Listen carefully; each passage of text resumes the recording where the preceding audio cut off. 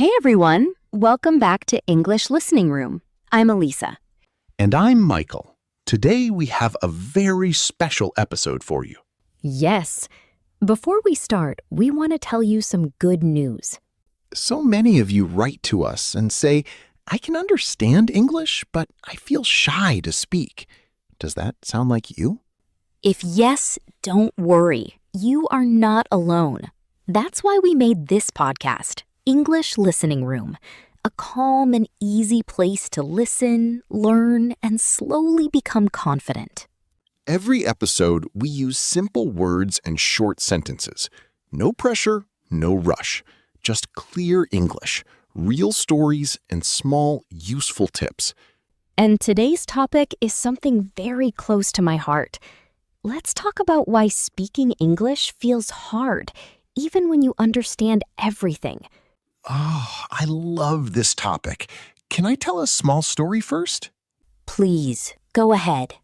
So last week, my cousin came to visit me. His name is Omar. He has been learning English for almost 2 years. 2 years? That's a good amount of time. Yes. And when we talk in our first language, he is so funny. He talks fast, he laughs a lot, he tells stories with his hands moving everywhere. I know people like that. But then I asked him, hey, can we practice some English together? And suddenly, everything changed. What happened? His voice became quiet. He looked down. He said, wait, how do I say this? Again and again. His smile disappeared a little. That's so common, Michael. I see this every day. I know. And here's the strange part. Omar understands English very well. He watches English movies, he reads English news, but when it's time to speak, his mouth just freezes. That's exactly what we want to talk about today. Understanding and speaking are two very different skills. Can you explain that a little more, Alisa? Sure. Listening is quiet. It's private. Nobody is watching you. You just sit and receive the words. Right. It feels safe. But speaking is different. Speaking is active. You must choose the words, move your mouth, use your voice, and people are listening to you. It feels risky. So it's not about knowledge, it's about confidence. Exactly. And confidence doesn't come first. It comes after practice, after small mistakes, after trying again and again. So if someone feels frozen, it's not because they are weak in English? No, not at all. It's because their brain is protecting them from fear. Fear of sounding wrong, fear of being judged. That makes so much sense. So what can we do about it? Great question. Let's give our listeners some simple tools today. The first one is called shadowing. Oh, I love shadowing. Can you explain it simply? Of course. Shadowing means you listen to someone speak, and then you repeat right after them, like a shadow. So you don't need to think of new words. You just copy the sound and rhythm. Exactly. Let's try it together for our listeners. I'll say a sentence, and you repeat it, Michael. Okay, I'm ready. I can speak English. I just need to try. I can speak English. I just need to try. Perfect. Listeners, now it's your turn. Pause the podcast and say it out loud, too. Even a whisper counts. Even moving your lips quietly counts. Your brain is still learning. Yes, and if you do this for just 5 minutes a day, your mouth and brain slowly learn to work together.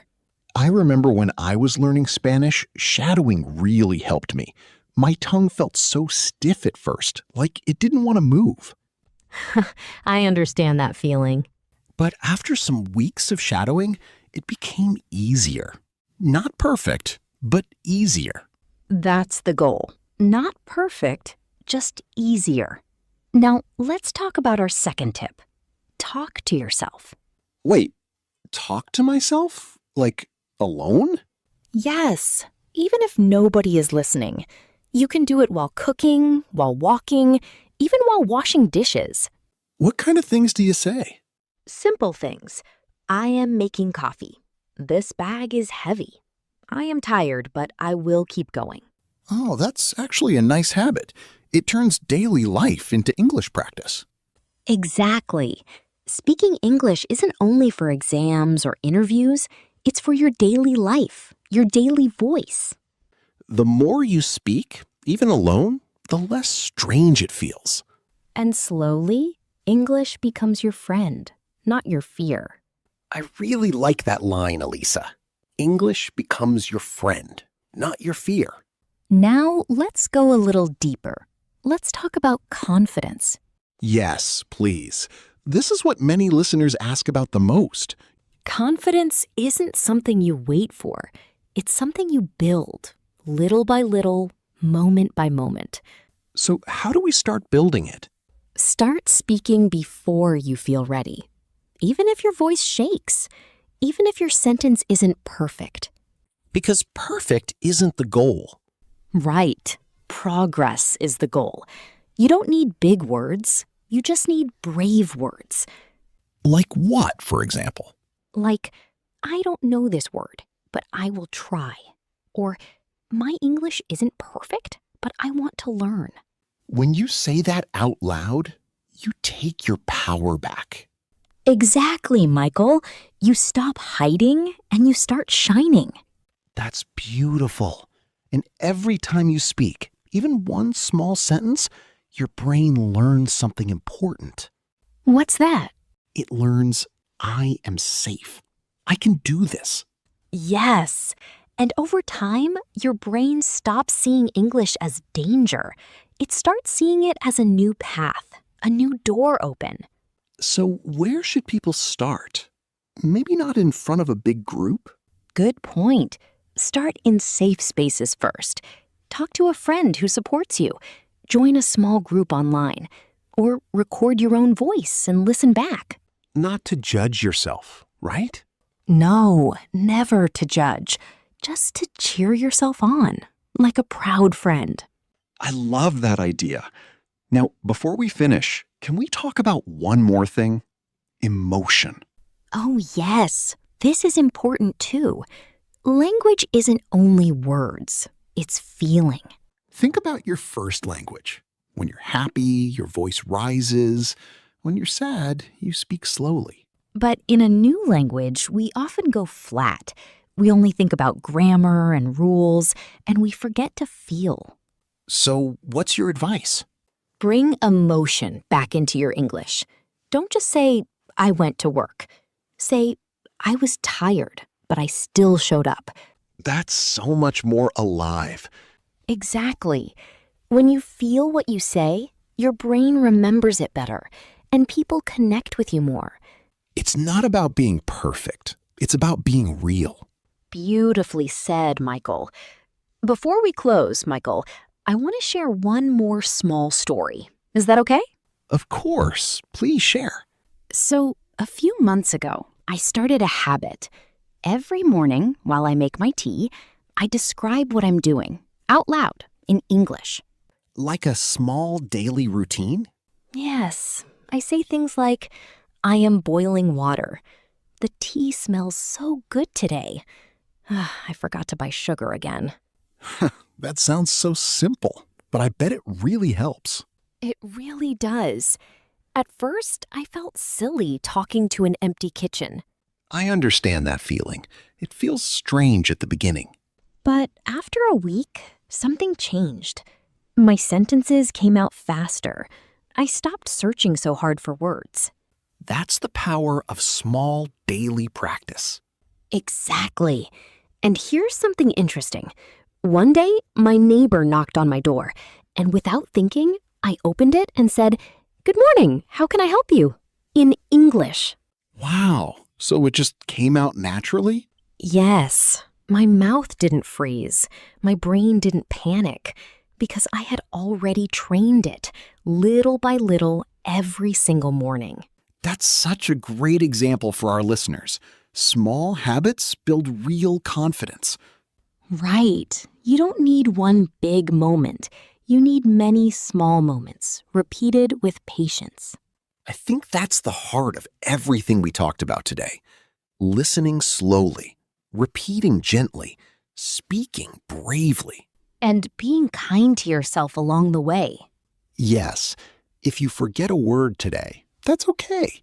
If your sentence isn't perfect, that's okay too.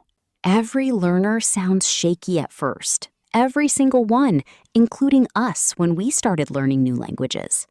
True. I still remember my first words in French. They were so awkward. But you kept going, right? I did. And slowly, it got easier. That's what we want for all of you listening right now. So here's your gentle homework for this week. Choose one small English sentence and say it out loud every single day. It can be as simple as, today is a new day. Or, I am learning, and that's enough. Say it in the morning. Say it while walking. Say it before you sleep. Let your voice hear itself in English, again and again. Because that voice, your voice, it's already inside you. We're just here to help you bring it out, softly and slowly. Alisa, before we wrap up, can I ask you something that many listeners send us? Sure, go ahead. People often ask, should I focus only on speaking, or should I also keep listening a lot? That's such a good question. Honestly, listening is the foundation. You cannot speak well if you don't listen enough first. Why is that? Because listening teaches your ear the natural rhythm of English, the rise and fall of the voice, the way words connect together. So even before speaking, listening is already training your brain. Exactly. That's why we always say, listen first, then repeat, then finally try to speak on your own. It's like 3 gentle steps. Yes. Step 1, listen many times. Step 2, shadow and repeat. Step 3, use the words in your own sentences. I like that structure. It feels less scary when it's broken into small steps. Right, and there's no rush between the steps. Some people need 1 week on step 1. Some people need 1 month. That's completely fine. Everyone learns at their own pace. Exactly. And comparing yourself to others only brings stress, not progress. True. I remember comparing myself to a friend who learned English so quickly, and it made me feel discouraged. I think many listeners feel that too. But remember, your journey is your own. Nobody else walks it for you. That's a good reminder. Now, let's answer one more common question.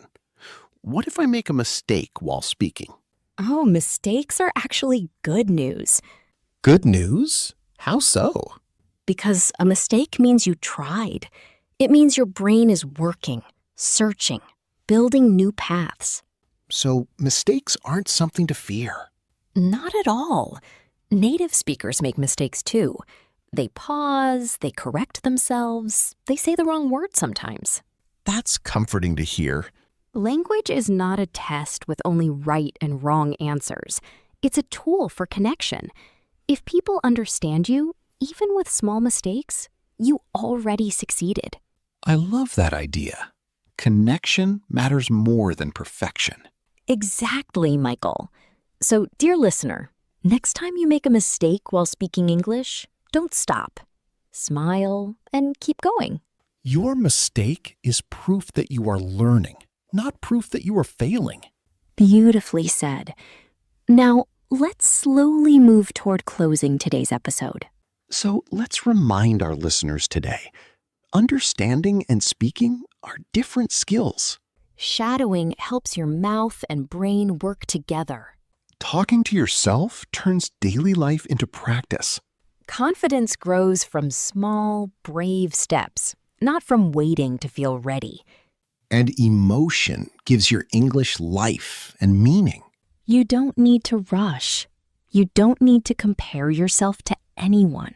Just keep coming back to your own voice, your own pace. And whenever the world feels fast and English feels scary, come back here to English Listening Room. a calm space to listen, to practice, and to grow. Thank you for listening today, and take good care of your voice. It's ready when you are. See you in the next episode. If you enjoyed this episode, don't forget to follow English Listening Room and check out our other episodes too.